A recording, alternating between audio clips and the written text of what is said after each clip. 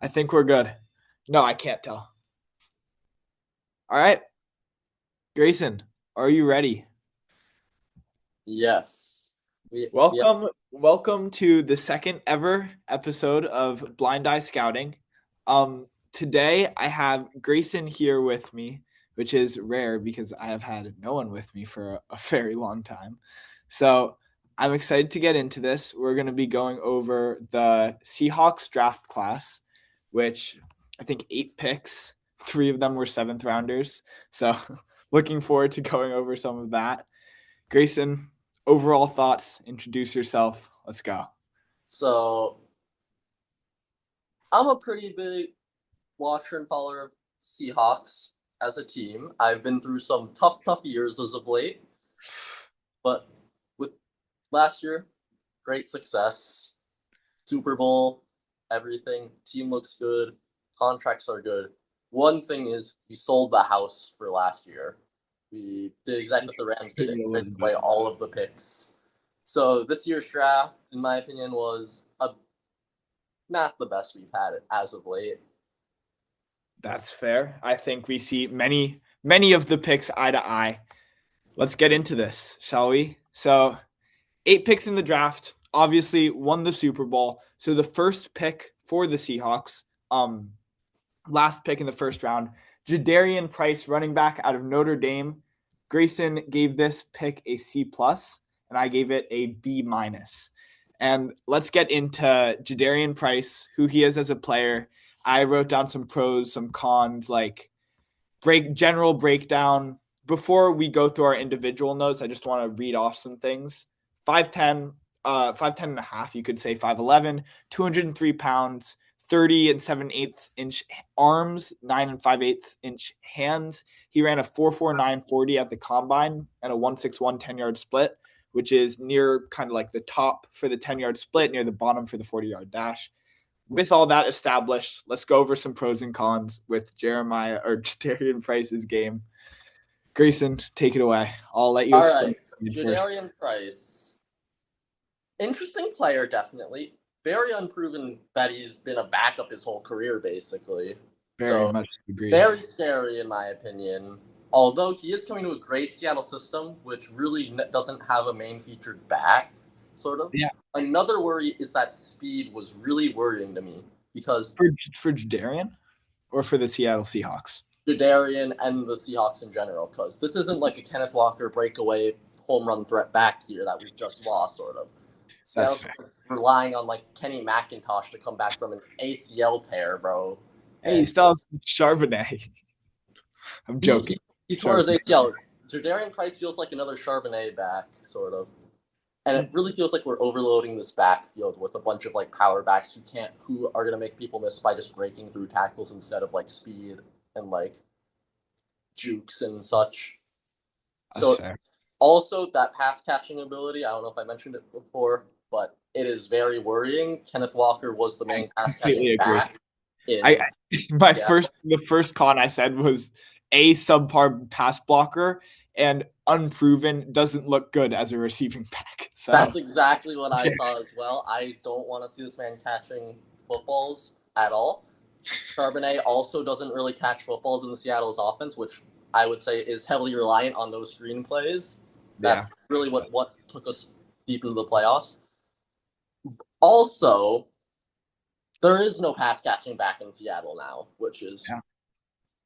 really Well, I bad. mean, Also, for sorry to interrupt you, but for what it's worth, I mean, he is a little unproven still. He has time to develop. He's only 21. Like he needs to develop, as you're pointing out. But we don't really know exactly what we're getting with him as a pass catcher. So apparently OTAs have not been going very well. But yeah, no, yeah, hell no. not yeah, just not very well. Additionally, I didn't like us making a pick at 32 in general here with just trading away all of our mid round picks last year. I was like, let's trade down, get some picks, because there's not really anyone who's standing out here. This pick really feels like Seattle is just forced into a bad situation based on their picks and the draft class this year. Also, some people might say that Price has a running back return upside, but there's really no returner in Seattle for him unless Horton or Shaheed goes down, because those Yeah. guys were housing punts all last year. Gordon was a beast, man. Got all of last year.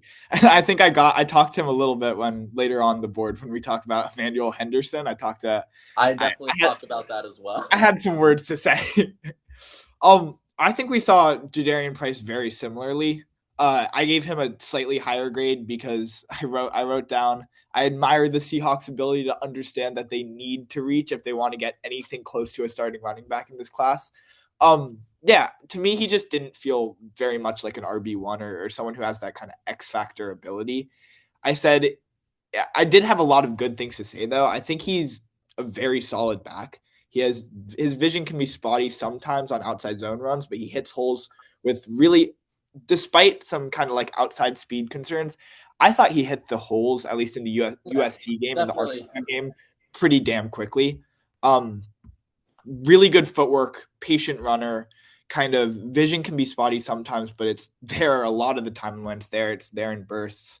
Quick feet, navigating the second level, very fluid mover overall.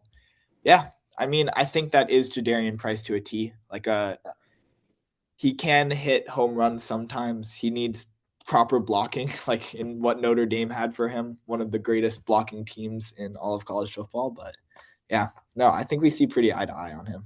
One other worry is Seattle has a history with reaching on first round running backs, and it has not gone well over the years. Pointing out like Todd Penny, one of Yeah, our probably biggest busts, and probably enders of our that era in Seattle with Russ and Rashad Penny is in fact currently barely an NFL player. So yeah. I'm sorry. I'm sorry for your loss as a Seahawks fan. Yeah. But let's talk about some gains. Bud Clark, second round, 64th pick in the draft. Um, Again, I'm just gonna list off measurables real quick. 6 foot, essentially 6'1", 188 pounds, 31-inch arms. Pretty relevant. 9-inch hands, 4'4", 140, 156, 10-yard, 38 broad jump, or 38 vertical and 10.7 broad jump. Basically slightly above average in all categories. Greyson gave this grade again a C plus, and I gave it as well a C plus. Bud Clark was an interesting watch, I think. A very interesting Yeah. There were I watch. really liked his ability to get up there in the run game, but his coverage was a little bit worrying, especially with him slotting in for Kobe Bryant, Yeah. who's walked this year. Because I he mean, definitely likes to go for the ball a lot. And that's not a mm, bad thing, but I feel like in Seattle's scheme, that's a big bit of an issue because Seattle really likes to get that early pressure and sort of turn. They're not known for getting turnovers. They're really good at getting to short downage situations, and that like reliance on trying to go for that pick or something and giving up like that big first down or something.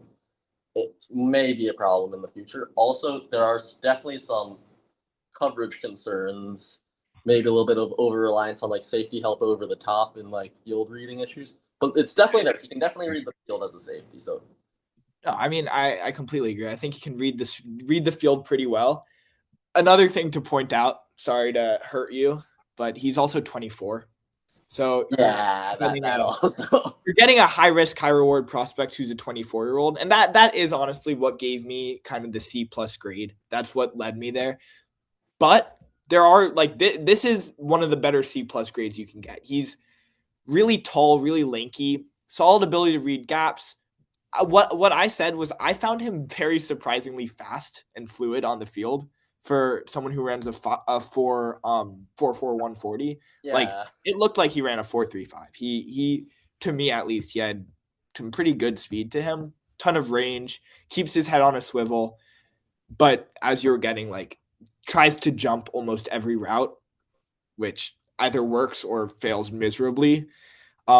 Sometimes like I think we both watched the same tape against Arizona State. You saw there was like a little button hook and he oh tried to yeah, jump it and the guy got like 12 yards after the catch because of that. So yeah. it's not what you want from a 24-year-old, but it is someone who I think can start for the Seahawks and someone who I'm not really mad at if I'm a I, in my opinion, actually, he's going to be more of a rotational guy. I think Ty Okada, I believe, is going to be taking that second safety slot alongside Julian Love, really. And Oh, then that's a good Evan point. Moore is going to play more closer as a linebacker. As a nickel, as a sub. Nickel, yeah, sorry. Dude, even Moore is actually so good. I watched him last year. Watching players less like Bud Clark, but more like Emmanuel McNeil Warren makes you just appreciate how good he was, not only in college, but in the NFL as well. Let's go to a player who I think we both saw a little more positively in Julian Neal. Grayson gave it an A minus. I gave it an A flat for the pick. I was really, really impressed watching Julian Neal's tape. I mean, big takeaway. Sorry, I'll get into measurables. 6'1", essentially 6'2", 203 pounds, 33-inch arms for a corner, which stands out on tape as well. 9-inch hands. His athleticism was kind of below average on the speed drills, above average on the verts. Dude, this is someone who can utilize his arm length, jam people at the line of scrimmage, and has the deep speed, at least in my opinion, to track them at least 30, 40 yards down the field. He can get beat deep. He can get beat very deep. And I'll get into that in a second. But I don't think he's a player who loses kind of dirt. Like he wins cleanly and he won't go down without a fight. I liked what I saw from him. Thoughts? All right. I think this is a home run pick base almost. There are a few issues that I'm worried about a little in Seattle's scheme, but this is definitely an improvement over Reek Woolen, who walked this year. Reek Woolen is known for getting beat very deep and for drawing a lot of flags. And even though Neal has some issues with that deep coverage, he plays just much better coverage overall, in my opinion. Mm-hmm. I mean, just so physical. Although I think he might have a few issues in the tackling department, getting guys down. That really has me worried because in Seattle, the corners that we run are just normally able to shed blocks and just smash that runner coming out of the backfield. And I didn't see really that much for him in the tackling department, which big issue because that goes back to that Reek Woolen point where Reek Woolen actually got benched for that exact issue for like a year. Yeah, well, we're hoping he's not the second prequel, and he is also 23 already. So, Yeah, a little bit old as well. older corner and DB core. Yeah, I agree with everything you said. The thing that kind of pushed me above the edge and what made me really high, like, you look at him, he looks so good physically. He just looks like a linebacker playing corner. I saw him blitz on one play, and I'm telling you, it looked like a linebacker was coming off that edge. Like he is a mountain of a man. And he just plays so big. And yeah, I mean, I think we saw him relatively similarly. Yeah, in my opinion, with the blitzes, I don't know how much he's actually. Seattle loves their cornerback blitzes, but they already have all their cornerbacks already besides Reek Woolen, who left blitzing basically. Yeah. So I I don't mean, know if I'm just a little bit concerned about like how much he's gonna get in the sort of blitzing area. It's definitely gonna elevate the game, but is gonna be a little bit more complicated, especially with like a rookie coming in the NFL. He's not gonna be like a Devin Witherspoon out of the bag, in my opinion, but he'll be good. I'm really value here. Yeah, no, dude. Julian Neal was a great pick. I could not love it more. Bo Stevens, your guy out of Iowa. You gave him an A. I gave him a B plus. And I have my reasons. And I just want to preface this by saying I see what you like. He is he's a beast, man. He's 6'5" and a half, 313 pounds, 31 and 1/8 inch arms, which is pretty bad. And the thing that kind of turned me off, and that I'll get to later, he did run a 5.35 40-yard dash, which was the dead last in the combine. But dude, this guy can move people. He can move two future against Oregon. You have Amari Washington and Bear Alexander, who are two future first-round picks potentially. He was moving them like they were Jay Toya in the middle of the Cowboys defense. Like he was killing them in inside zone plays. I don't Yeah. know. You can get more into it. All right. I have a few blocking concerns, especially on passing downs a little bit, but not really much there. I mean, it is a fifth round draft pick. Yeah. Put that out there. But the really interesting thing is, even though his speed, he didn't test that well for speed. I saw him get down that field to the second level and blow some guys up there, and I He was like, this guy, he's got effort. Everything is there. He's opening up the run game. Something Seattle's gonna need without Kenneth Walker this year. yeah. Oh my God. No, I agree with everything you've said, except I can't lie, my big concerns. I said I'll just read off my cons when I watch him. Limited athlete in space on screens and outside zone concepts, can also be slow to pull at times. Can lose his assignment at times in space. Just not really a player you want climbing up to this. Like when he gets to a block, he'll demolish him. He does great on it. Nasty finishes. Yeah, Sometimes he but just missed his block. And I'm worried that against also even in pass pro, speed rushers can get past him. But I still love the pick. Like great. yeah. Continue. Sorry. I cut you I off. think for fifth round value, this is very good. He probably won't slot in and start immediately, but I really think that he's going to develop into something once he gets a sense of the game, in my opinion. Yeah, I completely. I also just to like I do still love the pick. I don't think he'll start slot in immediately, but I think he can give you what Anthony Bradford gave you last year. Yeah, I think he is an amazing move. Like the way he was handling Amari Washington truly blew my mind. I did not expect that from a fifth round guard. yeah, and also this is just depth at the in the line, honestly, which was something Seattle was very thin at last year, Yeah, especially with a few key injuries to Charles Cross, Lucas, Jalen Sundell. Jalen Sundell. They Yeah, need. it was painful to watch some of those games, but Hey, what hopefully matters this is the unit. will exactly.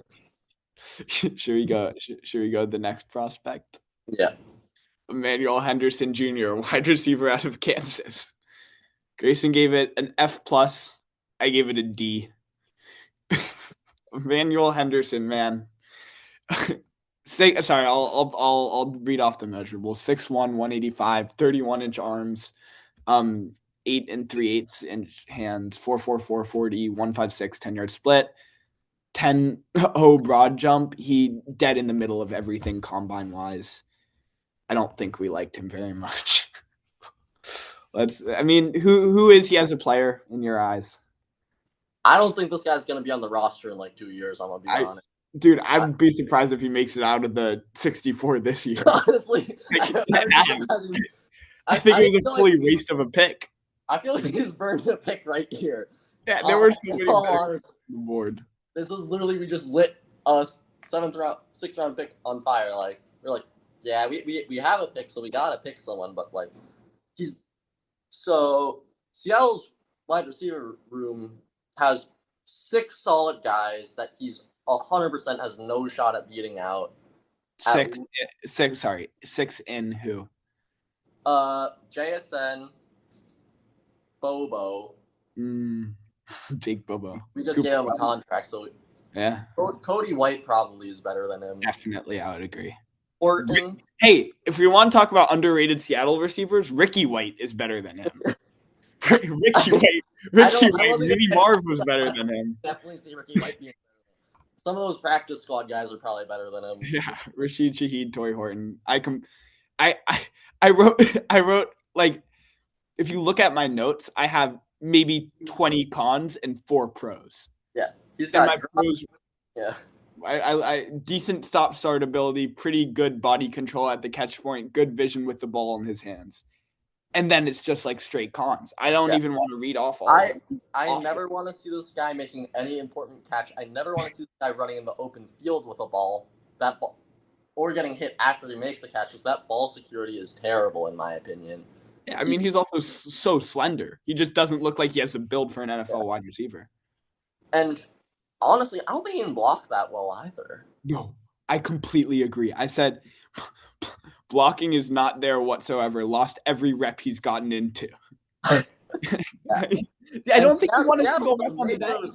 Yeah, Seattle's a major. If you want to have playing time in the Seattle offense, you need to be able to block. That is how Yeah. a guy works their way into the role in Seattle. He was dead ass maybe the worst blocker I've ever seen. Like at receiver. He drops ball when the slightest bit of physicality is introduced. Literally the worst block. I wrote it twice. I wrote it twice. Struggles to read zones in general, more specifically in scramble drill. Twitch is lacking, missing that extra gear slash physicality. Looks small on tape. Like he just man, I This, don't even. He's just not an NFL receiver. I just did not see that in his tape. yeah, And if Seattle has a vision for him as like a special teamer, maybe I don't know. I don't think there's any room for him on special teams either, because Jadarian Price now is going to be competing. Is now Yeah. depth at that position. Well, so he's not returning anything. So I don't Uh, know. As and I he's wrote certainly not blocking. So exactly, and like receiver spread. So what I wrote here, I think summarizes it in all its entirety. I have Mhm. no clue what this pick is. John Snyder was not home on this pick He mentally. was on drugs when he was making the pick. Exactly. Like That he is threw out exactly his what I bag of wrote coke right written down. after he made the pick. I like maybe he has a good heart, I guess. Maybe I have no clue. Maybe. Are you ready to get to the next pick? Yes. So Grayson gave this a D. I gave it a B plus. All right. I was a fan of Andre Fuller. And we can get into this. We can get into a little exchange. I think I was a little bit expecting more because Seattle normally does great things with our later round picks. This felt a little bit underwhelming, especially with coverage. I mean, it's a seventh round pick. You can't expect much, but I saw this guy getting beat in coverage, even though he wasn't targeted on some of those deep beats. He Mm. definitely could have, and it definitely wasn't a touchdown. They just went on the through that deep ball the other side of the field and scored the touchdown there. But he was definitely getting beat bad sometimes deep, He especially on those was. crossers over the field. That is like big worry. That is a thing.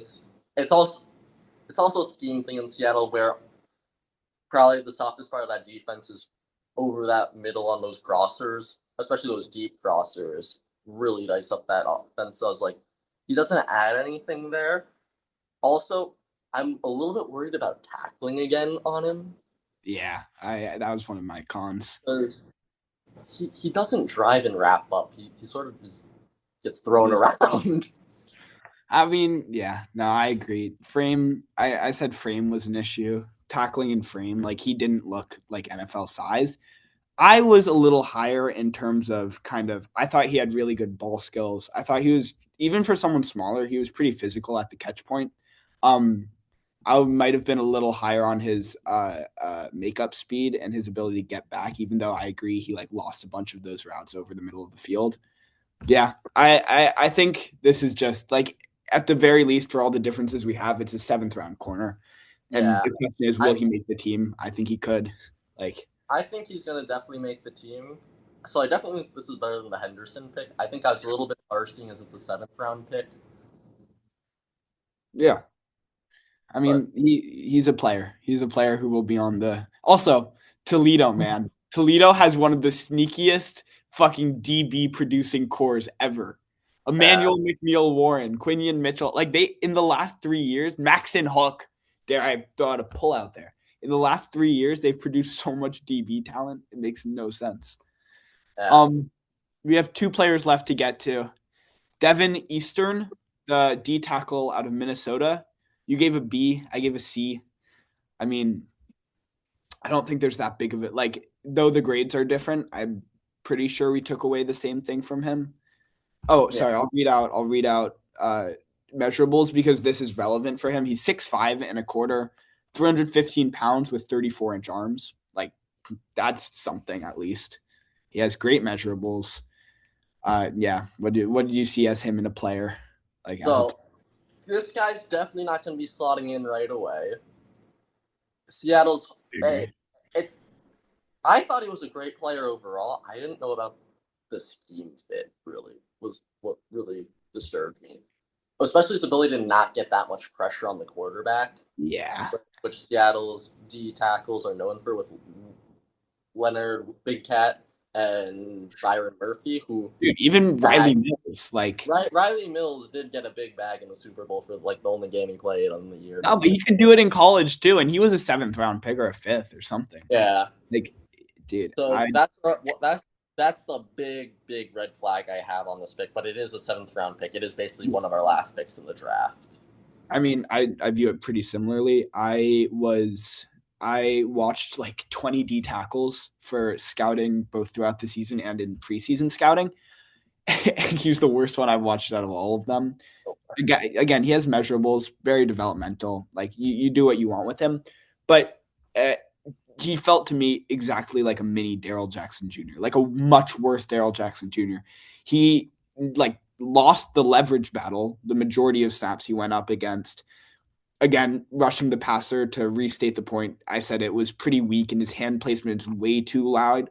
And he was getting beat by these much shorter armed guards, despite him having 34-inch arms. Like he would place his hands all the way out here and the guards would get a straight muffin to his chest. Got caught up in assignments, doesn't offer much juice as a pass rusher. I said he could hold his own anchor decently, but I it felt thought like he he was did well. it just Yeah, felt like he was always in the pile but turned the completely wrong direction to me. Like yeah, a he would little be bit of there, that. but I don't know. I also, sorry to state a point irrelevant to this, Austin Sierraveld, the right tackle out of Ohio State, as much as I hate giving Ohio State fans anything, um, I watched him kill Derek Moore and I watched him kill this guy, and I think he's going to be one of my favorite prospects next year. I am Yeah. so high on him. I was just high on this pick because it's great value because I thought like he anchors decently well and could eventually turn like a rotational piece for Byron Murphy probably if he learns how to rush and protect against the run better a little bit and get better. And win the leverage battle with And yeah, like he would just stand straight up and get so muffined. I was looking at this pick like a seventh round pick in like 2 years. Guy might be something decent. Yeah. No, that's not. I don't hate the pick. I agree with you. Got I think great measurables, so that's always a start for Seattle. that's also a start for Evan Neal. So never know where that goes. We've All done right, some some good measurables before. final player, Michael Dansby. I thought he was a pretty fun watch. Sorry, 5'11", 185. I mean, he's a pick. You gave him a C plus. I gave him a B minus. Not much to kind of talk about with him, I thought. Like Yeah, he only played like a third of the snaps that I yeah. watched. Um, I said pretty physical when taking on blocks. He was pretty good against the run. What made it fun for me to watch? He played linebacker in like 4 snaps. They put him right in at linebacker, and he got tackles when he was in. He got 2 tackles. Like he held his own. It's a fun player. I think he could be a good special teamer. In terms of cons, I said tackling angles were a problem. That's exactly what I have as well. Like he had the physicality, in my opinion, to take on the blocks. He just would take really shitty angles to the runner. Yeah, especially getting beat outside. Yeah. Yeah, I also had some issues with he plays really sticky coverage, but he definitely could have been called for PI on a lot of those plays. I And no completely agree. NFL and Reek Woolen in this offense that in this defense over the years that You have enough it's penalties. gonna come at a terrible time. Yeah. No, that would make sense with Get Michael. to the ball later, in my opinion. So again, I don't want to see this guy playing this year probably. I think he could be a A special little bit. teamer, but Special teams definitely. I can he's see it. fast. Yeah, But I said I had a lot of problems with his change of direction and his ability to move in space, and his deceleration. I thought was really bad. Uh, yeah, I didn't think he moved very well. He moved quickly, just not very well or fluidly. Um, yeah, uh, I think I don't. I also don't think like the reason it was a B minus and not a B for me is I don't think 3 corners in a draft is a great idea, especially when you got like Andre Fuller above him, which in my opinion is just a better version, but we see that differently. Yeah. Overall, oh sorry, I'll go over last thing. I had one notable undrafted free agent who is Aiden Hubbard, the edge out of Northwestern. He's kind of your shifty white edge. I watched him at the Shrine Bowl and he did pretty well. That's all. I mean, I don't expect him to make the 64, but he'll yeah, be a practice squad guy. overall, C minus, C plus grades. You have any other thoughts on the draft class as a whole? Yeah, so this year felt like Seattle's just dealt the bad hand, not having a lot of picks, and also destroying your draft capital by, I guess, winning the Super Bowl. So that's what led to like this overwhelming grade. It's not what we've seen in the past. John Snyder wasn't able to trade down, even though he really wanted to, as he said in some press conferences. Yeah. So that definitely hurt a lot when we couldn't get out of the first round, like everyone else in our division, besides the Well, Cardinals. But yeah, God, you look at the Cardinals draft class and you start crying. right, but so yeah, But the one good thing is with this year, we sort of stockpiled picks from last year. Even though we were short capital this year, we only committed a fourth round draft pick for Bo Stevens. Yeah, which was a great pick. We have, I think, 10 or 11 picks next year on with conditionals and stuff and like compensation. And next year, I'm in love with that draft class. Dude, I am too. It's going to be generational, I think, at least. Yeah, we might not have had impact immediately this year all that much outside of like our home run, our blue chip picks. Not even blue chip really. We didn't have any blue chip picks. We didn't. Well, Darian Price could be. I don't know. Yeah, but like those Julian Neal and Price really Yeah. are like the only guys I can see having impact. But next year, I feel like we have a lot of ammunition. So even if we don't make it back to the bowl next year, this upcoming season, next year, we're set up to crunch this draft. I just pray John Snyder can hit on a first round running back eventually. I just pray Jadarian Price is good because next year's running back class specifically, you might have to lock in a little bit. It's like Nate Frazier and them, Isaac Brown, a lot of like maybe prospects. So yeah, clearly no one like Jeremiah Love. All right, yeah. Overall, I think we both were averaged out to a C overall grades. Thank you so much for coming on the show. I really appreciate it. Like from the get-go, I know I called you and within 20 minutes, I get a call back. Do you have any other film on Jadarian Price? It just made me so happy when I got that call. So yeah, thank you so much for coming on the show. I have a bunch of people lined up for the next couple weeks, and yeah, we'll see where it goes. Have a good one, man. Go Hawks. Go Hawks.